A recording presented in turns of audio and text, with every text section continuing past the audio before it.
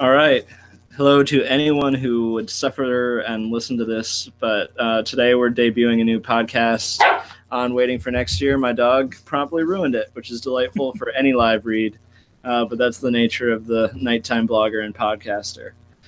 So first, without further ado, we're going to talk about our sponsor for today's podcast. We're sponsored by Minuteman Tickets. They're locally owned. The really nice thing about Minuteman Tickets is you get to call them instead of having to mess around on your phone. If you want to have quick access to real people to get ticket purchases done when you're under pressure or when you're in need, Minutemen are the people to call. So there are no fees if you call them. The number is 614-943-3000. It's a hassle-free experience. It's really easy. It's a way to avoid the irritation of screwing around with StubHub for 45 minutes before a game, not sure if you're going to get the tickets to get in the door. So once again, check out Minuteman Tickets. Now we're going to dive into what's happening during this first week of spring training. So today, Gage typed up an article that hopefully you've read. It discusses a couple of guys who we've reached the point of undervaluing. It leads with Jason Kipnis and Tyler Naquin. But I'm most interested right now in Tyler Naquin, okay, because this outfield's a mess. So talk about, what do you see for him moving forward? What's the upside? What are we looking at here? Well, first of all, I think there was so much pushback on his success in 2016 because it was very fluky that it pushed the pendulum in the other direction where maybe we don't value him as much as, or maybe the valuation's right. Maybe we're a little bit undervaluing him, but there are some skills there. Obviously, I know there was a block at play, but you don't do what you did in 2016 if there's not a certifiable skill set behind it. So the biggest takeaway I had from the research that I did on that was his average exit velocity was over 4 miles per hour above league average. So he's hitting the ball hard. Maybe a little too many on the ground, but he's hitting the ball hard. So, and what is his launch, talk about exit velocity and launch angle and sort of like how they can guide us here. What's his average launch angle? How does that influence this? And, how does exit velocity interplay with launch angle? Well, basically, the key hit is obviously in that 13 to 30 degree launch angle range. I don't know if that's the exact specifics, but you want to get the ball, essentially you want to line drive. So you want to get the ball off the ground a little bit. Naquin's biggest issue in 2016 and 2017 is a lot of his hits were in the 5 to 10 degree range. So that means a lot of them were ending up ground balls or on the ground. If he could shift that up just a tad to get towards that 10 to, even in excess of 10, but like that 13 to 30 degree range with his exit velocity, it would lead to a lot of extra base hits based on being line drives and fly balls. And what do you think, Mike? Yeah. So I guess my question is, why can't he just be like the better version of Lonnie Chisenhall? Like, he crushes right-handed pitching at every level. He has better exit velocity. Is there any reason to believe he can't defend as well or better? He got knocks for playing bad defense in center field, but the guy never should have been playing center field. Why can't he just be like Lonnie Chisenhall, but maybe a little better? Well, I think we kind of want more out of first-round picks, and I think that's why Lonnie Chisenhall catches so much flack because the Cleveland pick – I think it all starts with being a first-round pick. So everybody wants more from Naquin. They don't want to settle for him to just be a platoon bat. That's just my opinion. Yeah, and we already have Lonnie Chisenhall. Yeah, but I think the interesting part is, like, Chisenhall walks out the door. He's making $7 million. Next year you can pay Naquin, the league minimum? Yeah, Naquin's out of options, right? So there's to me, it seems like there's a real interest for the Indians in developing Naquin as the right fielder who plays 120 games and then they have a platoon. And when you have to address multiple other, definitely left field after next year, I know it's crazy. I think we're talking about him competing for a bench spot, but all of a sudden does his development become kind of relevant to, can he just be Chisenhall for 2 years for the league minimum? Well, you bring up an interesting point for me now because say you want him to be Chisenhall. Is it better for him to be in Cleveland sitting on the bench as a fifth outfielder or fourth outfielder? Or is it better for him to be in Columbus getting ready for 2019? Yeah, this is like the torturous developmental question, right? Where we don't actually have a good answer, and it's probably player dependent, especially because the last two times he's been in Columbus, he's basically just raked. I mean, his WRC plus against right-handed pitching or whatever measure you want to use, has been elite in AAA, and it was really good in his 1 year big league sample.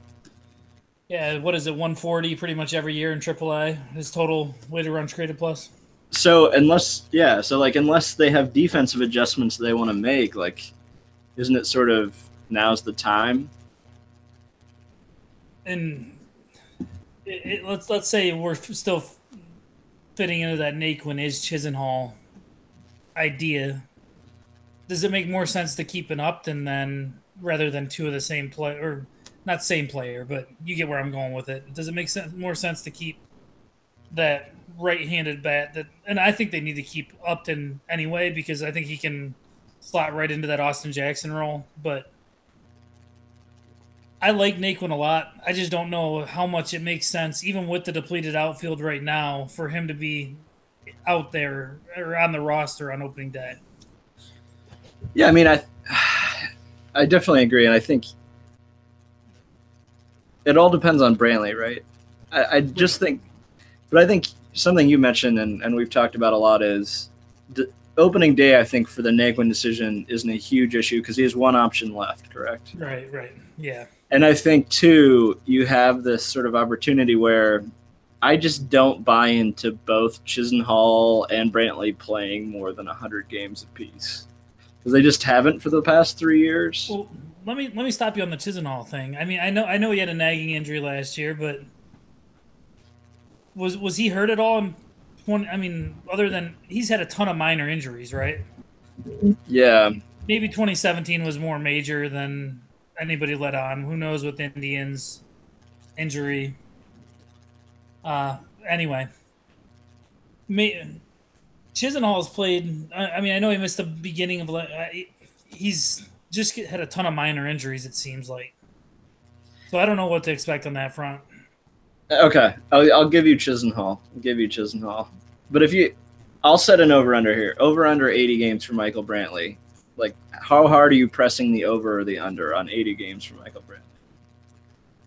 80 games. So I don't think he's playing till like Memorial Day, and that's kind of where I've been at since that report came out that he wouldn't be ready to resume baseball activities until March or whatever that said. Or so if he plays Memorial Day, then if he starts on Memorial Day, then he would have to be fully healthy the rest of the year to hit 80 games or 100 games or whatever it would be.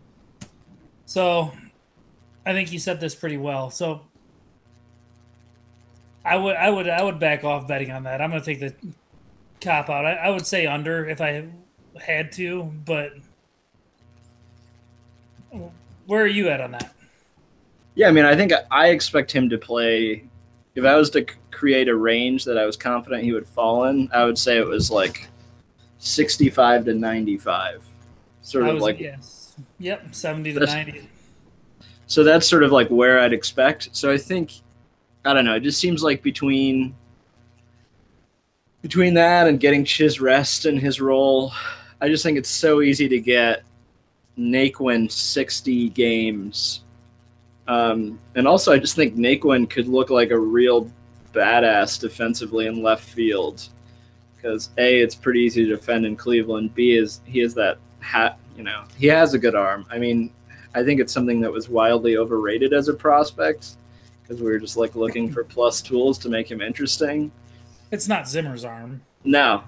But I mean, then you have also that's like sort of a fun like arm outfield if you run out of Zimmer, Chisenhall, Naquin arm outfield. But I think that definitely is a fit. I guess I don't know. This outfield is so cloudy to me. And I'm interested in Naquin because, look, I just have no Rajai Davis optimism. I think Almonte is done. So you need to pick, basically, if you're like want to find a way to be somewhat optimistic about this outfield, you have to buy into Naquin being a good complementary piece, Greg Allen, Melvin Upton maybe. And I do kind of buy into Upton in his role, but I mean, if he's just going to hit lefties, he's playing 50 games. Well, so I think the Indians are projected to win. I mean, obviously projections are projections. You can take them or leave them, but they're projected about 10, 12 games ahead of the Twins at this point, maybe. Yeah. So I think that allows them to make plays from a more risky standpoint with more risk and higher reward on those back end decisions. And your biggest reward potential from that grouping of outfielders you mentioned is Tyler Naquin, and I don't think it's even a question. I mean, man, that's depressing, right? Is that depressing? A little bit, but could have had Lorenzo Cain or Christian Yelich. I mean, you know, what would that cost? Just a catcher who's been apparently blocked by the organization. Yeah. You know, you're gonna get 110 games from him in the minors this year, right? It's quite the commodity. I guess I have another question, just to be like hot topic-y. Like, why shouldn't I be interested in Richie Schaefer, corner outfielder, doing that whole combo platoon role? Because he struck out 35% of the time in Columbus last year. Damn it, Gage. It was 34. Don't do him like that. It was 34. No, I had that same question. I think Kevin Dean on Twitter said something about how last year killed the intrigue on him. And there's got to be something in that the organization sees that we don't. Or I was combing his Fangraphs page today after he hit the grand slam. I'm looking for reasons to pick him apart. And like, do you see anything? The power's enough, and all he has to do is get his K percentage to 30 and run like a 240 ISO and not be terrible in the field, and all of a sudden he plays that role really well, right? Right. I mean, like, and you're talking about 115 way to run WRC plus, right? Yeah. I mean, that's just not. I don't think that's as difficult to run. And I mean, this is a guy who has a higher. I think. Let me check. I was about to throw out hyperbole. Always have to make sure. Fangraphs is the place to check it. But I mean, I think you have to think outside the box to do something interesting with this outfield, because I just don't think it's interesting at all. And I really don't. It doesn't make it interesting. I'm sorry. It makes it a little interesting for me. Yeah. Like, so all right. Give me a plus tool is what I want to know. Like, if I'm trying to make an outfield interesting. Give me an interesting plus tool. Right. So Schaefer's got his power, and you can bank on that to make him at least not a negative player, right? Yeah, and I mean, maybe you can't. But I just, like, to me, when I'm looking at these roles, it's just Melvin Upton's a slightly better version of Rajai Davis, maybe, but he wasn't in the bigs at all last year. He's a slightly worse version of Austin Jackson. Can we agree on that? Yeah, we can. And then you have... And you could have gotten Austin Jackson for what he signed with San Francisco? Like 2 and 6? 2 and 5, sorry. $3 million for over 2 years. $3 million each year. And he's really good at that role. And I also, like Brandon Guyer has wrist injuries, and he sucked last year. And yeah, maybe he was playing through injuries, but like, there's no reason to think that you have like your right-handed platoon bat anymore with him, because he just has injury issues and he was unproductive. And I'm kind of hot takey on that, because I've never been the biggest Guyer fan. I don't dislike him. He had a huge hit off Chapman in the World Series in Game 7. But his ceiling just isn't enough to make me go, okay, let's roll. You know? Yeah, I'm not sure his ceiling is any higher than Melvin Upton's at this point against left-handed pitching. We have one elite season from him there in that role, right? And at least he can get on base. So there's a floor there that's higher, but yeah, which is kind of hedged by the fact that Upton can play center at least a decent Like that's the only head. I just On this year's roster for sure. I definitely agree, and I think while I'm searching for reasons to like Richie Schaefer, it's sort of demonstrative of the fact that like this platoon situation is super crappy, and that's sort of different than the last few years where they had more interesting pieces to platoon. And I also think that it's reflective of the fact that Carlos Gomez signed for what, 1 and 3.5 million. Yep. Austin Jackson for 2 and 5. I mean, this was really not a hard role to address for any amount of capital. Not hard at all. I really want to know what happened with the Austin Jackson stuff. Did they not want him back, or are they that tapped out financially that they just didn't even want to extend an offer? Or did they not know he was going to be that cheap? It's nothing. And they could have done like a slightly lower offer, which with much higher incentives if they wanted to do that to protect themselves in terms of performance value. Right. I mean, throw out there a 300 plate appearance bonus, and if he gets there, he gets there. You pay it.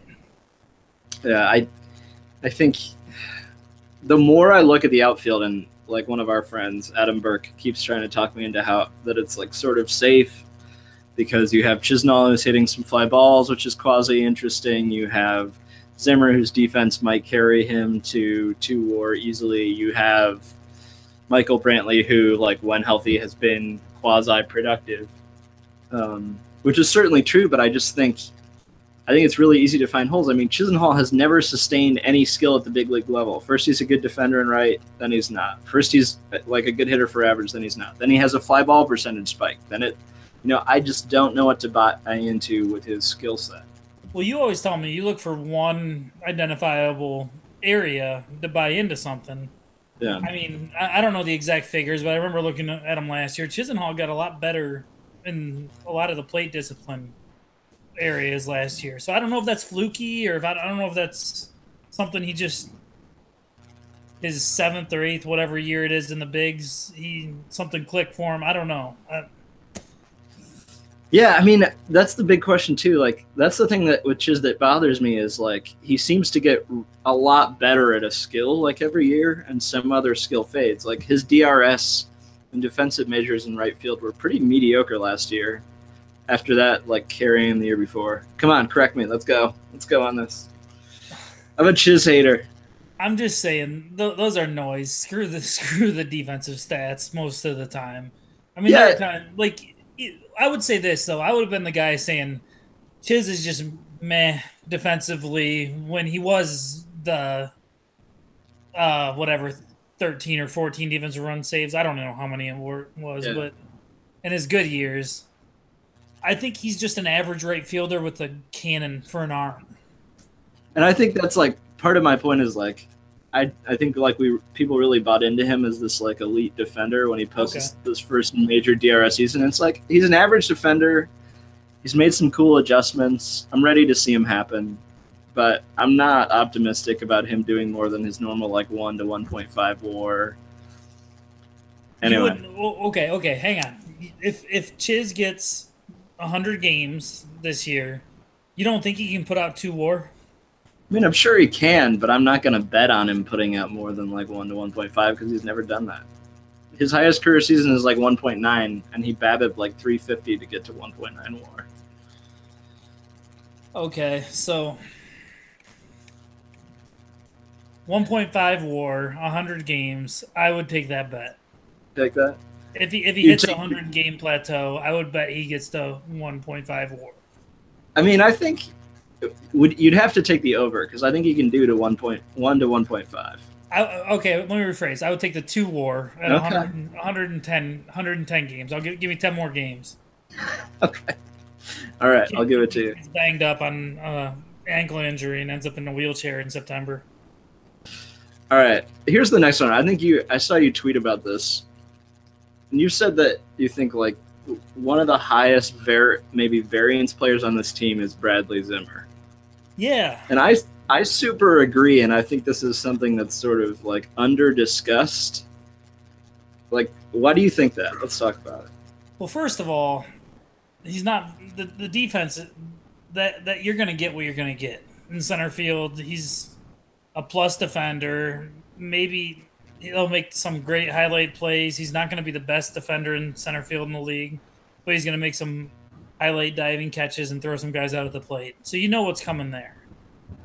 But he could either be, and stop me if you disagree, I feel like he could be a 135 weighted runs created plus guy, or he could be an 80 weighted runs created plus guy. Like there is like a window there, a gap there from his plate results that we can expect that is bigger than anybody else on the team. So I totally agree, and I think you could totally, like, if you said between 60 and 140, I'd also buy in. You don't have to hedge at 80. Like, I don't think 60 is out of the question. And I really like some of his underlying offensive tools, but I just think the offensive risk is totally there. One of the interesting things to me is I think actually we've suggested there's this like really high floor because of his defense. Like, they're noisy. You go to StatCast's like catch above average leaderboard. He's league average. He's at 0. You go to DRS and like UZR components, and his range is actually like average to a tick. Like his DRS and UZR were largely carried by that arm. You know, do we see some? Have we sort of overrated Zimmer's defensive capacity because we spent the last like 3 years watching Tyler Naquin, Rajai Davis, Colin Cowgill play a game or two in center? Like, have we lost it a little? Like, I think his defense is good, but I'm not sure it builds as high a floor as maybe we suggest it does. Well, and the catch in Detroit with Mikey against Mikey Matuk or whatever, that was one of the best plays I've seen in the last 5 years in Indians baseball. Sure. But, I think average defense in center is pretty good for a team that doesn't have any other options anywhere. I agree. Like you can go. I mean, Greg Allen. I'm sorry, no other feasible options because Greg Allen's not making the roster. Don't tell Jim. Jim knows. Jim knows. No, but I also think that, like you said, they're noisy, and I thought he handled center field really well from just an eye test perspective last year. Like, it wasn't like watching Monty Chisenhall take a step in on a ball hit to the warning track and then try and dart back there. I don't know. You can stop me on the eye test, but I totally buy in. I mean, he's the best defensive center fielder we've watched out there in like 8 or 9 years. I just think the standard is like really low for that, but he is enjoyable. And I think he's probably a tick above average out in center, and that does create a nice floor. I just think he's like a little inflated as a defender value. But let's talk about the offense. Like, why? I think the question for me is always, why should I buy into him actually tapping into his power? It's hard for me to say on the power. It's really hard for me. I was always, when it was Zimmer versus Frazier, because that's what it was for a couple of years there, I was always a big Frazier guy because I can't buy into the 30% strikeout. Like, I can't buy into somebody who's one of the fastest 4 dudes in Major League Baseball that can't put the ball in play. Yeah. But the other thing that's really weird to me, or like really frustrating, is he can't put the ball in play, but then his profile when he puts the ball in play like sort of sucks. Like, if he was putting the ball in play, if he was only striking out 15% of the time and he had a ground ball heavy profile, his legs are so good that you'd like kind of buy into the value at it. He's an average hitter there. But yeah, like I mean, if he cuts the strikeouts in half and puts the ball on the ground 50% of the time, he's a 100 weighted runs created plus, right? He's like Christian Yelich, basically. Maybe, like, I don't know. A poor man's Christian Yelich, but he's like easy through WAR because you go steal 30 bags at a high rate, you go play average defense in center, and you have 100 WRC plus. Like, that's a great player, but like that's not going to happen. No. So now, like, the question is to save his offensive profile. Like, I just think the ground ball percentage has to change, or like you just don't save his offensive profile from being pretty meh. No, like you said, I think he has to either take 10% off his Ks, drop that down to 20, under 20% clip, or he has to take 10% off his ground balls. Uh, that has to be a one or the other thing for him to see that jump, in my opinion. And I think I think you would agree like the ground ball shaving is going to be way easier than 10Ks. I don't even care about the 30% strikeouts as much, even though that's my shtick in minor league baseball. That's a first stat I look at. I don't even think that's as big of a deal if you're putting the ball in the air, just because you just got to be under 40% on the ground ball, and you got to be an elite put the ball in the air guy, in my opinion. I mean, like, how much more interesting would Zimmer be if he just like had Tyler Naquin's contact profile? Can we merge them? Like, Tyler Naquin doesn't even have an awesome, like, he has good contact authority certainly, but like he just has a slightly above average contact and contact authority profile. Like, you give that to Zimmer with plus defense and speed and center. That's the ball game. Like, I mean, some would even say Naquin struck out 30% of the time in 2016, and he didn't have special below average ground. He put the ball in the air about average. He wasn't exceptional at that, but he still produced, and a lot of it was luck. But you just hit the ball hard, and good things happen. And Zimmer, he's one of those guys that can register can barrel up a ball here and there, but I feel like he makes a ton of weak contact as a result of. We talk about Francisco Mejia and Jose Ramirez as exceptional bat control guys. Zimmer's on the opposite end of the spectrum for me. You watch him, he flails. I also have always hated watching guys who appear to me to have like a pretty limited offensive plan at the plate. Like, he's someone who I think takes a lot of like center cut strikes. I think he has a high walk rate just because he takes a crap ton of pitches, and it's partially why his strikeout rate's so elevated. I think he's someone who's at times can get overly passive and also doesn't like. I don't see him take advantage of advantageous counts as much as I'd like. Well, let me ask you this: if you got a guy like Zimmer, like you're saying, who's overly passive, and K's all the time, what detriment is it to you to say, go up there and swing? I want to change your approach completely this winter, and I don't care if you walk 4% of the time, just put the ball in play. Yeah, I think there would be so much. Like, I think you could cut his K percentage by 5% by just saying, like, every time you get up 1-0, swing. or just being much more aggressive early in counts, especially because his swing is like, his swing is pretty long. I think it requires a certain level of aggression. It's for it to play up. Santana has a really long swing, right? Carlos Santana?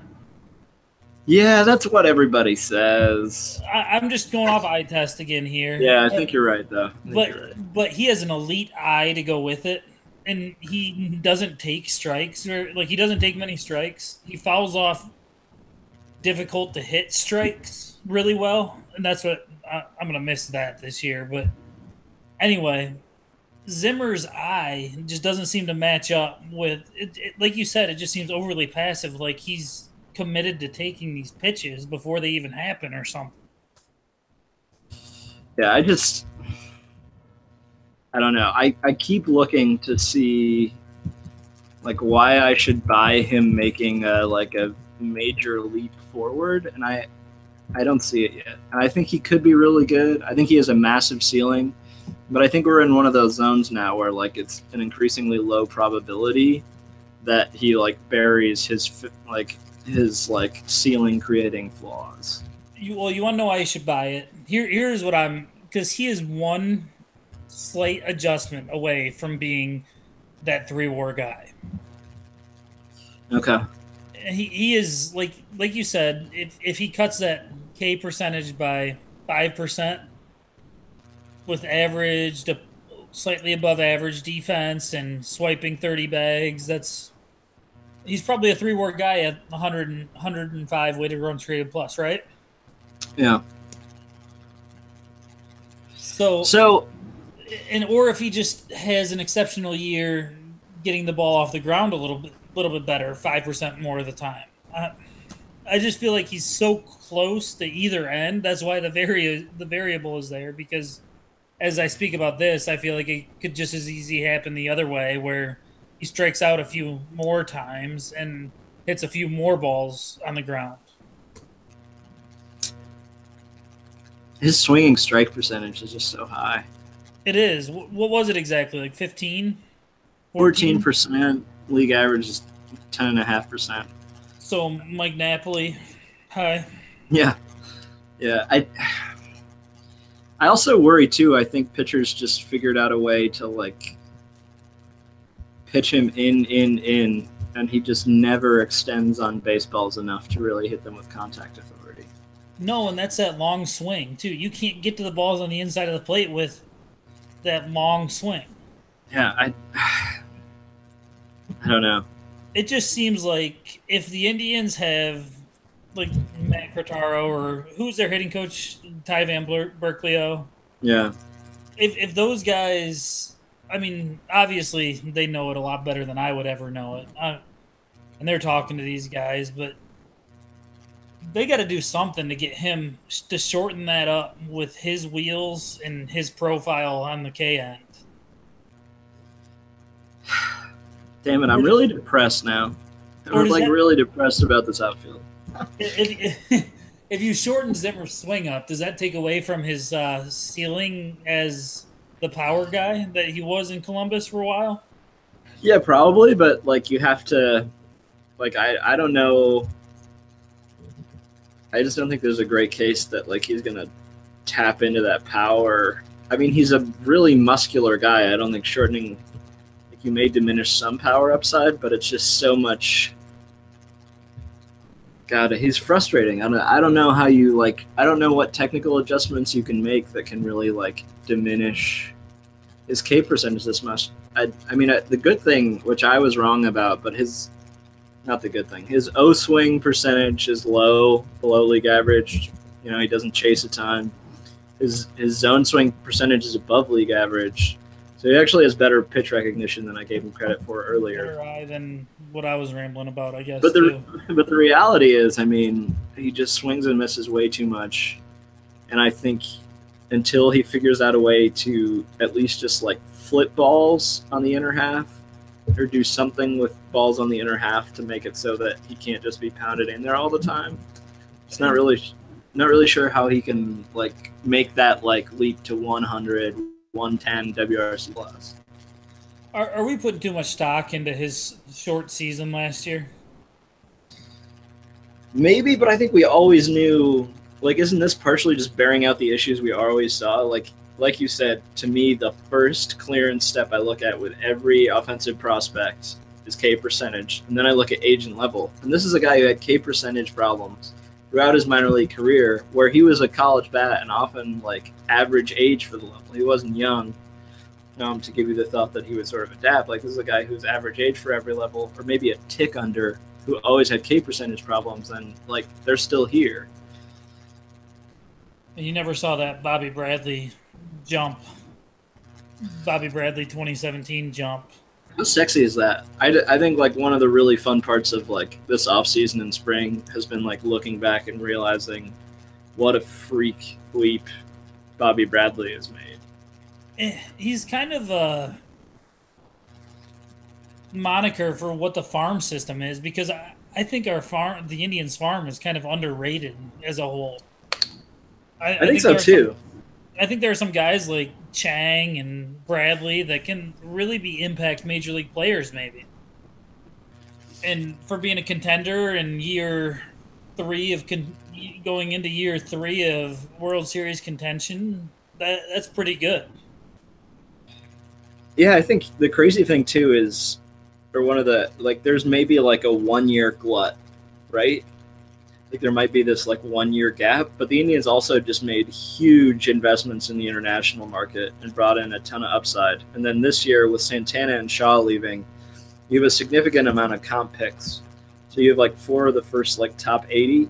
So in terms of like turning over like higher upside talent in the system, the Indians have a couple of years of really being able to refurbish it while also like having Chang, Bradley, Allen, Shane Bieber's pretty close. Tristan McKenzie's a year away. Like a lot of talent that's actually pretty close, and they're just turning over the talent at the bottom third of the system. So I think I just think they're in really good organizational shape and maybe aren't getting credit for that, considering, like you said, like they cashed out major prospects for 3 years, 2.5 years of Andrew Miller, and like they're still in decent shape.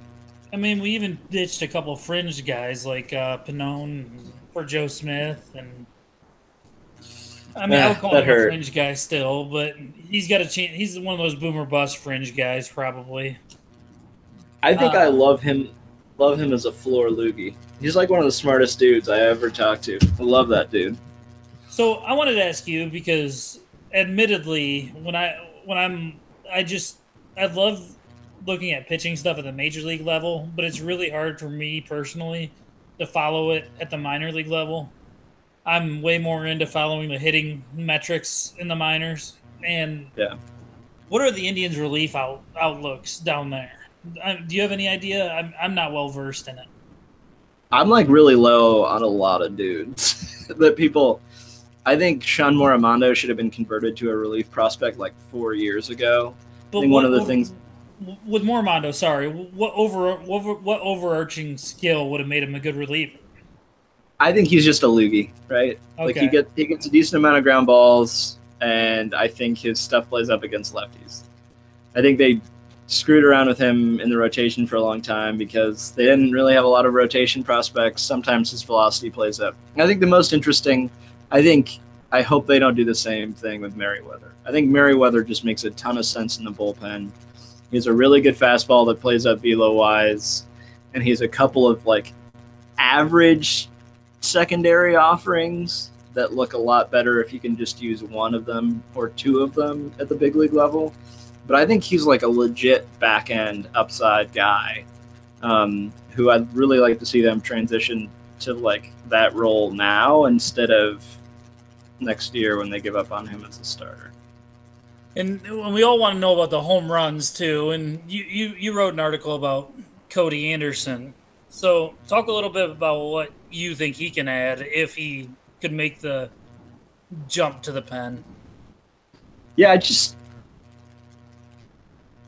one of the things I wrote about with Carrasco and Kluber is the Indians have gotten a lot better at optimizing arsenal usage and like going away from fastball. And I think Cody Anderson actually has a couple of decent secondary offerings that especially play up if he's throwing 96 from the pen.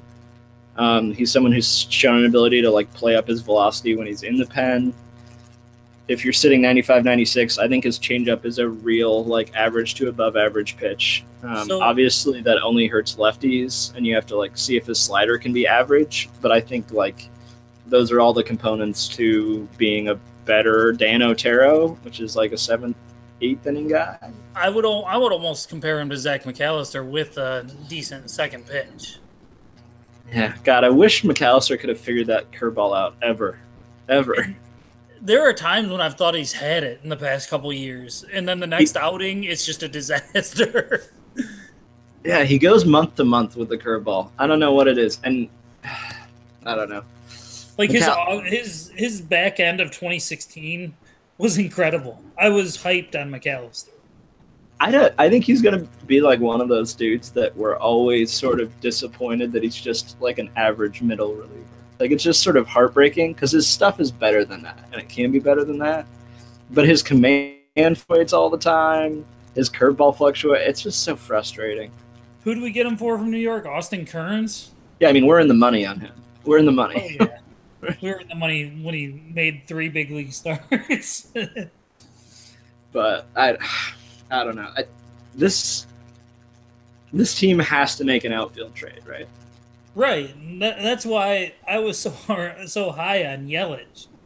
I don't know what it would have cost you, but that was like the move that could have, because he was under control with J-Ram and Lindor and Kluber and Carrasco, and that's 5 premium talents for 4 years. And Like, what did Milwaukee give up? Brinson and then a couple of fringe top 100 guys? and I think Brinson is somebody who's viewed value-wise as below Mejia and someone who carries a massive risk profile.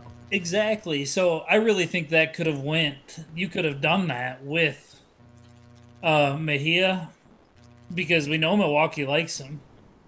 I mean, or no, not Milwaukee. Shoot, Mejia, Miami. I'm getting confused. Mejia, and then Chang, and then maybe a lotto ticket. I think that was the deal right there for it. And you don't know if Miami values these prospects the same way we do. Yeah. But Chang is the guy that I love, but the Indians can afford to give up. I also feel like Chang's just the sort of guy that like you and I would love and the Indians organization would love, but teams like the Marlins who like still are like quasi archaic front offices or like a little behind the times don't love as much. Those are winnowing out though. Those are I agree. know Miami's still like that, but you see more and more teams. You got your Miamis and your Detroits that are still way in the 1980s on that stuff. Yeah, I mean, I think that's like my main point with Miami is like I've talked to Kyle Bodie of Driveline, and he's like very, very willing to trash the fact that Miami's like 10 years behind developmentally and analytically, intellectually in general. So they would love Mejia theoretically, especially if they're dealing Real Muto. So like it made so much sense as a fit because they can flip Real Muto for a plus outfield prospect, maybe like similar to Brinson. Probably Brinson. I don't know.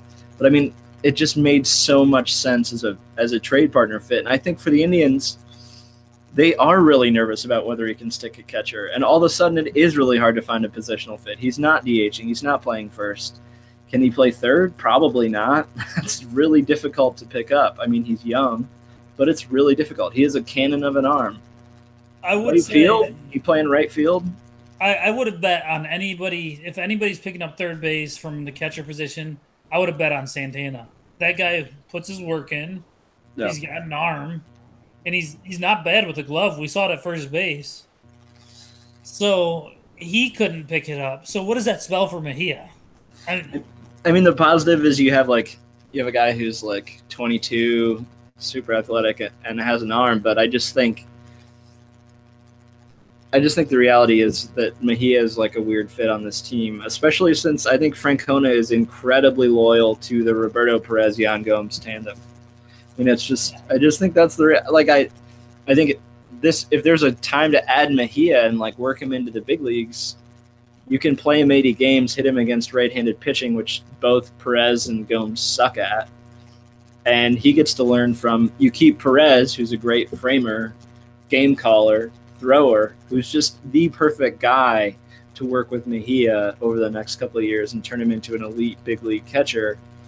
I think it's a wonderful pairing, and yet we're going to run the same two guys out there that we've run out for 3 straight years. And I like them both, but there's just like they don't hit right-handed pitching. There's no offensive upside left. I mean, there's only defensive decay in play, right? Like that's like the. I mean, maybe there's a little bit more on offense with Roberto. I could make that argument maybe because he's never had that, and the only time he's had that extended look, he was good. He was good. Because he just has to be a league average hitter to be an immensely valuable catcher, right? Yeah. And his eye gets you there, but his contact is terrible. It's the one thing. It is. He has to fix that. I love a guy with an eye that can run into one every once in a while. Yeah, I agree.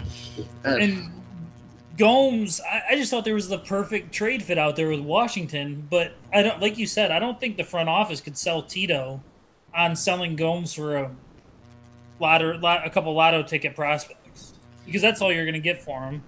I mean, and I think too, like, I don't really care what people think is the underlying cause. There's like a huge like labor argument. A lot of it's the labor agreement, but the reality is like these sort of like close-ish to league average players who are around 30 are getting the crap squeezed out of them financially. And I think we entered the offseason saying, oh, the Gomes deal is pretty fair. That's probably movable. But I think you look at what some of these guys got and you realize that like maybe the Gomes deal, which is just like a little over around 20 million guaranteed over the next 2 years, just wasn't super movable in a market where Todd Frazier is getting 2 and 17. I just don't think it's fair to compare catcher to anything else. That's fair. That's fair. There are no catchers hit the open market this year. None. Hey, wasn't Wellington Castillo out there? You gonna do Wellington right like that? Come on, don't do Wellington. Well, but thanks for proving my point, Mike. No, before we finish, I want to transition into this Napoli stuff. I saw you tweet out that good for the Indians for doing it, and I was thinking about that for a little while. I'm thinking about, okay, yeah, maybe they're helping this guy out, but I want to get your thoughts on how important are the spring plate appearances for guys like Yandy and Bobby Bradley? I don't think they're super important. No, I don't either, but it's really hard for me to place value on them. I agree. I think the problem is too, it's not just like there are certain spring PAs that are more valuable too, right? Like half the PAs Bobby Bradley's getting right now are just AA PAs because he's coming in the 5th inning. He's facing another prospect. Like Lou Brown in Major League, these guys are going to be bagging groceries in 2 weeks or whatever. Yeah. I mean, like that's – I think part of it is like if you're giving up Yandy PAs in the 5th inning against a AAA starter, like he owns AAA. He is like discipline that plays really well there. And so if you're giving up like if Napoli steals like what does he steal at most? Like Bobby Bradley and Diaz are going to go to minor league. Well, maybe not Diaz, but Bobby Bradley's going to go to minor league camp in what, like a week and a half? Right, and maybe the Bobby Bradley ones don't matter because he's not making the big league club, and I don't care if he works it out early in Columbus or Akron. That's just, but the other thing is, and it was brought up in the comment section of the article that I did about Naquin and Kipnis,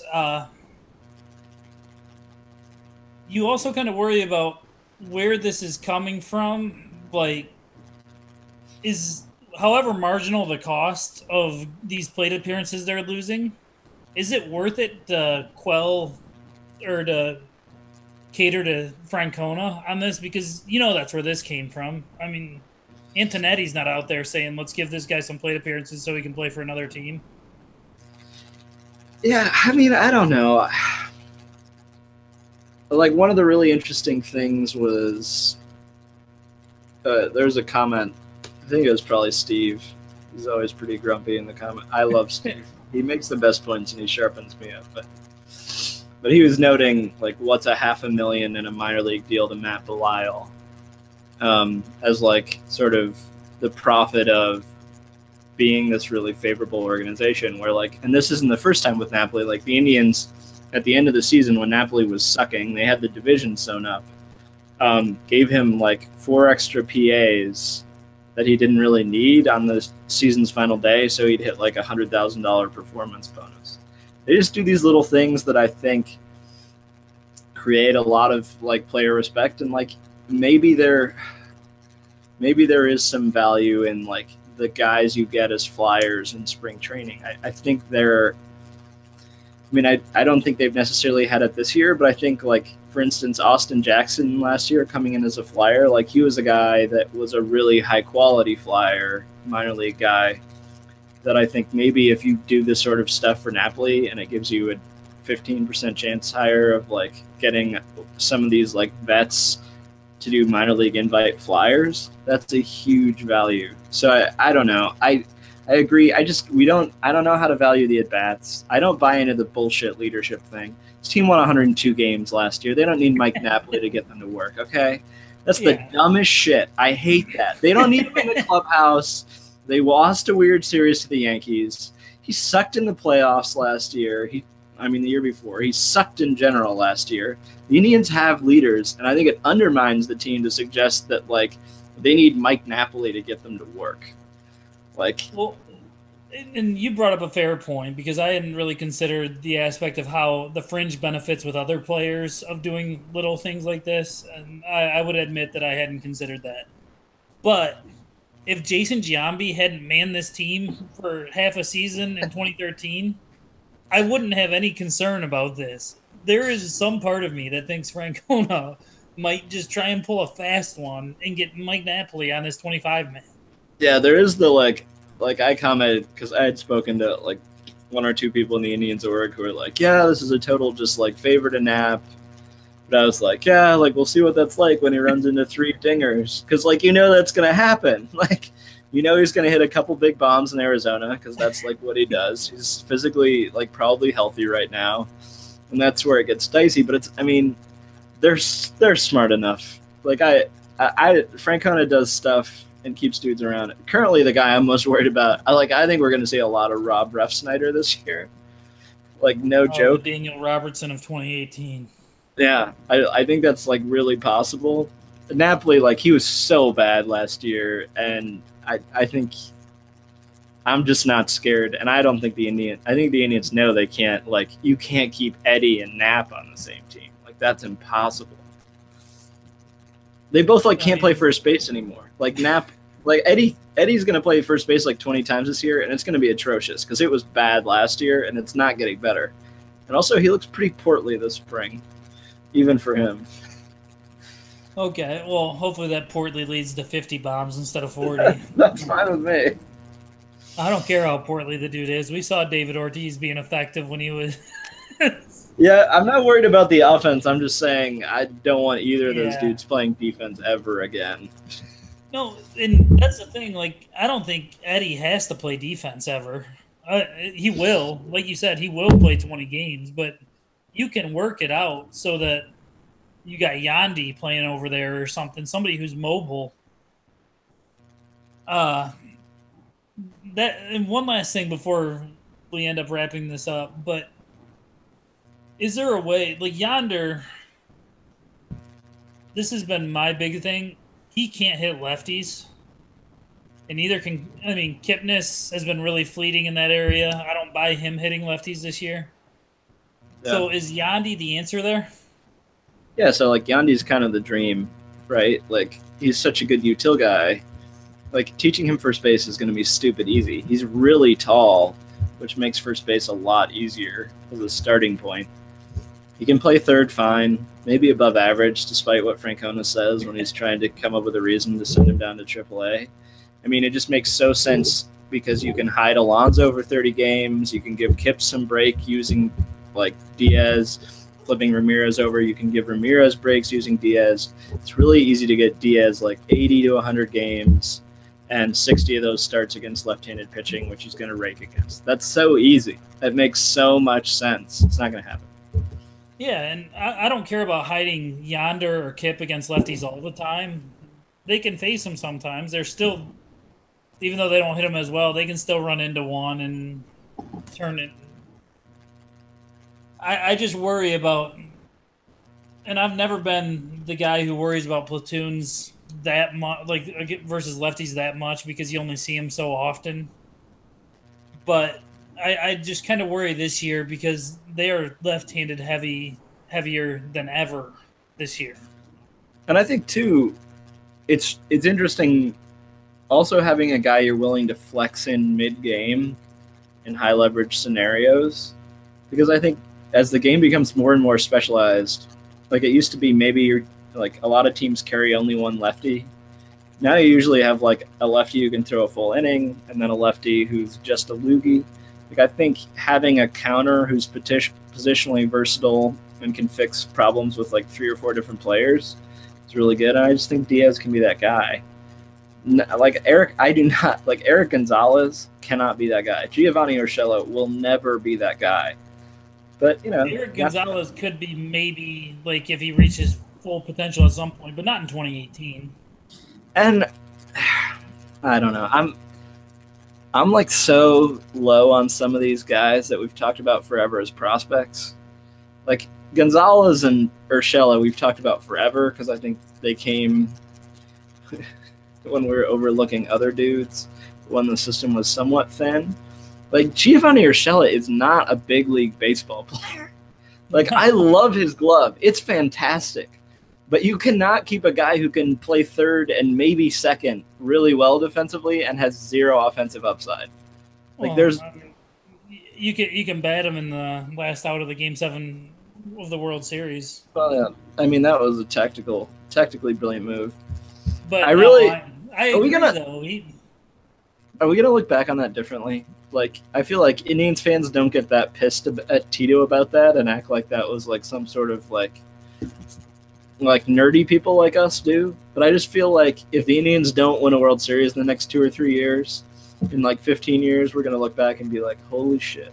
Well, I think what the basis of that is, us nerdy guys, me and you and whoever else can dive into the sequencing luck, and we kind of don't give Francona the credit for the rest of the 2016 playoffs that everybody else does, because we know that a lot of managerial decisions are just high variance crapshoots. So I think a lot of people are willing to forgive the Martinez thing because it looked like he could do no wrong the whole rest of that playoffs. Yeah, that's fair. All right, well, I'm going to try and keep Gage and I from going too far, so I'm going to wrap this up. But important, if you're ever looking for tickets, Gage is all the time. He goes to Ohio State all the time. 28 beers later, I get a bunch of angry DMs. So check out Minuteman Tickets. Give them a call. Phone number's at the drop. This is Mike and Gage. We have a weird podcast name that I can't remember. I think it's Hot Takes at the corner of Hot Takes in Ontario. I like that. And I'm mostly here for the hot takes. Gage is here to talk me down. Anyway, that's all.